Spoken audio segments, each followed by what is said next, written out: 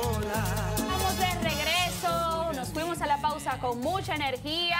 Ahora estamos de regreso con mucha seriedad porque vamos a hablar de un tema muy serio, muy importante y que preocupa mucho a nuestro país. Estaremos conversando junto a mis compañeros Amir Saba y Diana Filpo con el señor Enrique Darwin Caraballo, director ejecutivo de Educa, quien nos acompaña en este momento vía Zoom. Vamos a hacer contacto con él. Muy buen día, Enrique, ¿nos escucha? Hola, Darwin. ¿Qué tal? ¿Cómo les va? Un saludo para ustedes y la teleaudiencia. Muchas gracias. ¿Prefiere que le llamemos Enrique o le llamamos Darwin? Como ustedes prefieran. Darwin, que la gente te conoce así, la mayoría de la población. Pues vámonos con Correcto. Darwin. Sí. Pues hoy vamos Sí. a hablar sobre el tema a tratar, estancado el aprendizaje básico de los estudiantes a pesar de la alta inversión. Este es el tema que nos ocupa en esta mañana y del que queremos conversar contigo, Darwin, del bajo nivel de los estudiantes en el aspecto académico. ¿Por qué? ¿Por qué hay ese bajo nivel? Mira, no sorprende a Educa estos resultados.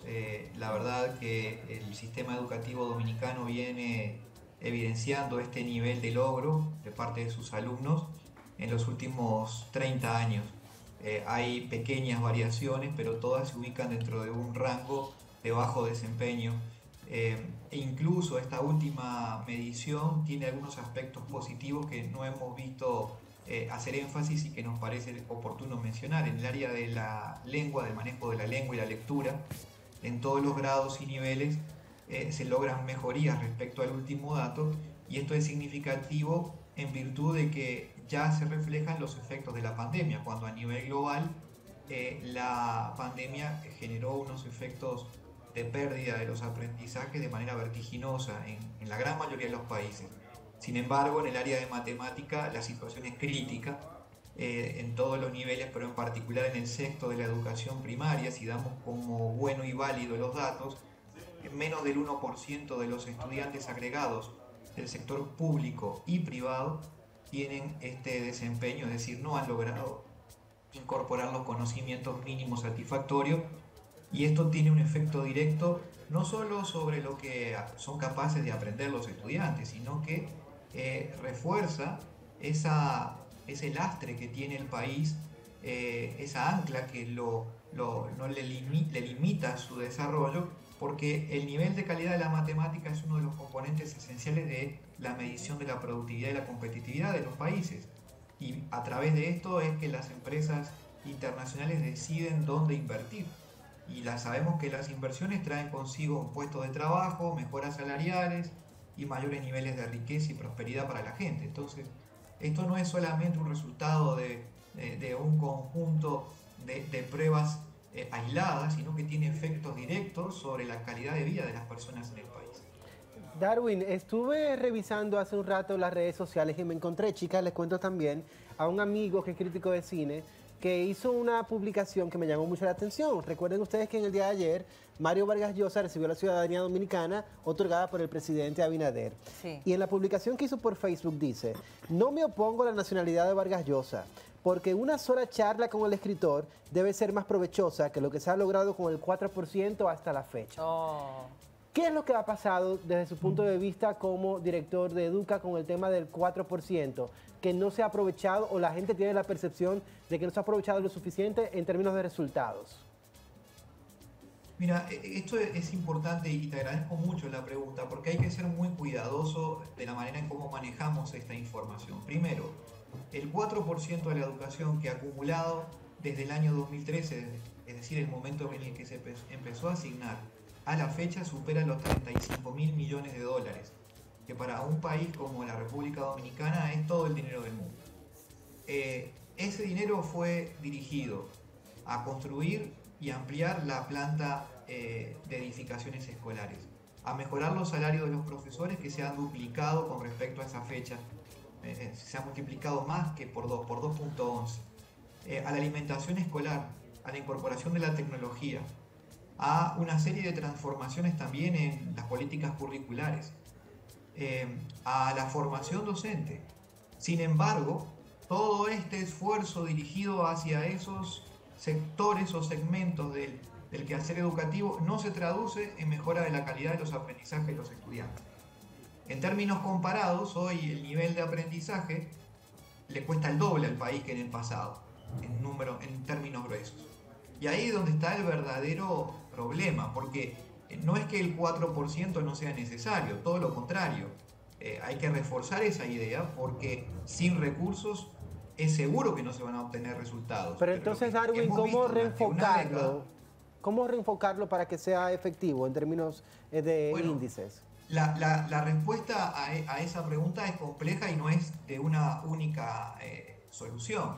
Requiere de un conjunto de actividades, pero que básicamente se pudieran resumir como el perder el... Estamos teniendo un fallo técnico ahí, te acabas de frizar. De maneras distintas. Ya. ¿Podría retomar la última idea, por favor, Darwin? Darwin, por favor, retome ese punto que se frizó en un momento determinado la conexión contigo y no pudimos entender lo que respondiste.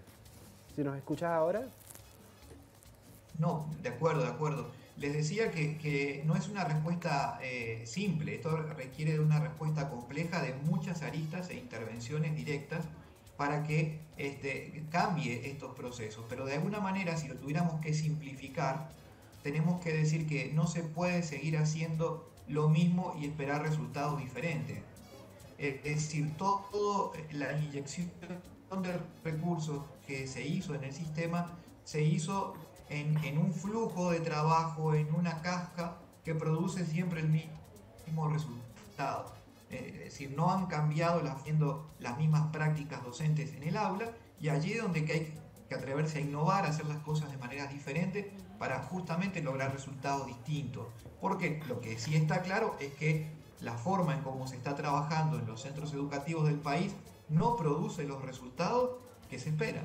Y el país no puede seguir en esta posición. Es como ese enfermo que tiene muchos diagnósticos pero que no se anima a tomar la medicina.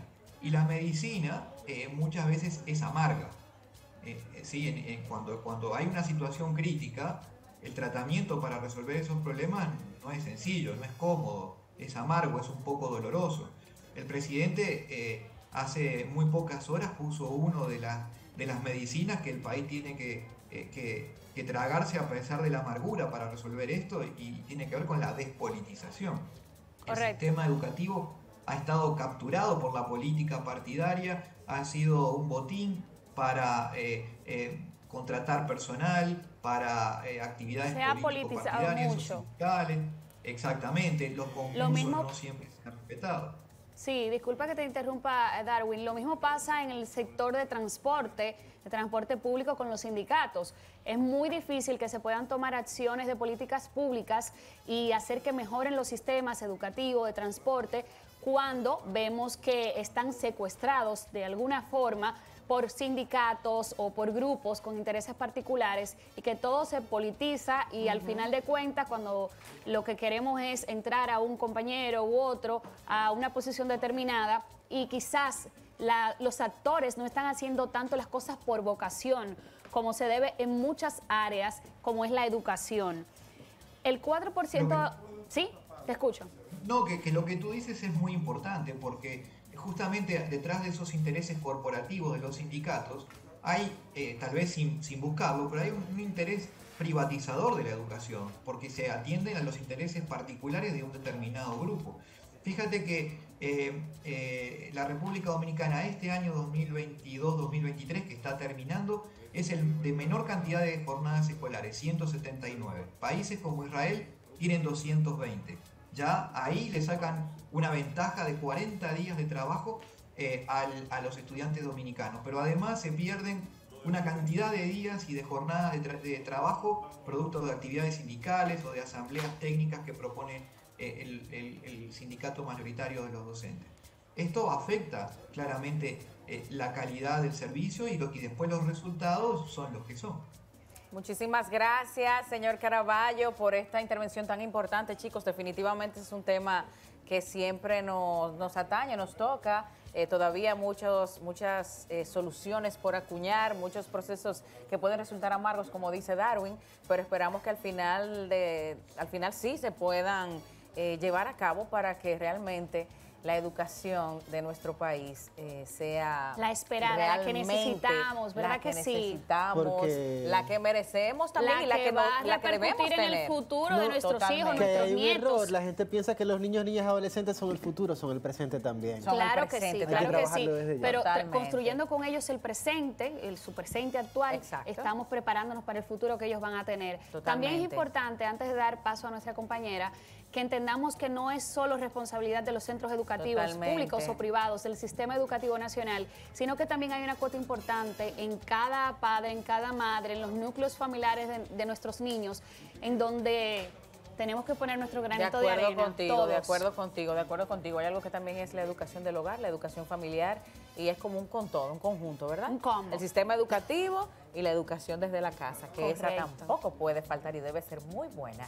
Como muy buena es la presencia de Magnolia Case, que tiene unos invitados allá en el desayunador La Case. Adelante.